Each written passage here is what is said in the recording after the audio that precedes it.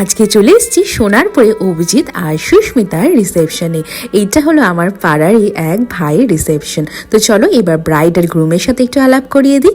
দেখো কি সুন্দর দুজনকে মানিয়েছে। তো চলো এবার স্টার্টার্স খাওয়া যাক। স্টার্টার্সে ছিল চিকেন রেশমি কাবাব। কাবাবগুলো ছিল ভীষণই টেন্ডার আর জুসি, মানে মুখে দিলেই গলে যাচ্ছিল, দারুণ ছিল খেতে। তারপরে ছিল ফুচকা স্টল, যেখান থেকে আমি খেলাম দুটো ফুচকা। এটা কিন্তু আমার ফেভারিট ফুচকাওয়ালা, মানে আমাদের পাড়ার ফুচকাওয়ালা। ফুচকাগুলো ভীষণই টেস্টি ছিল খেতে। তারপরে দেখলাম কফি স্টলও ছিল, কিন্তু ফুচকা খাওয়ার পরে কফি আর খেলাম না। তো চলো এবার ডিনারটা সেরে ফেলা যাক। তো সেদিনকে মেনু ছিল কড়াইশুঁটি, কচুরি, কাবুলি চানা। এই শীতকালে কড়াইশুঁটি, কচুরি, কাবুলি চানা খেতে কিন্তু দারুণ লাগে। তারপর ছিল স্যালাড, ডিমের ডেভিল, জিরা রাইস, দই কাতলা, মাটন কষা, চাটনি, পাঁপড়, তার সাথে ছিল সন্দেশ, গোলাপজাম আর রসগোল্লা। সবকটা রান্না কিন্তু ওনারা নিজেরাই করেছিলেন। দারুণ হয়েছিল প্রতিটা রান্না। আর তার সাথে শেষে আমরা খেলাম আইসক্রিম। চলো দেখা হচ্ছে নেক্সট বিয়ে বাড়িতে। বাই।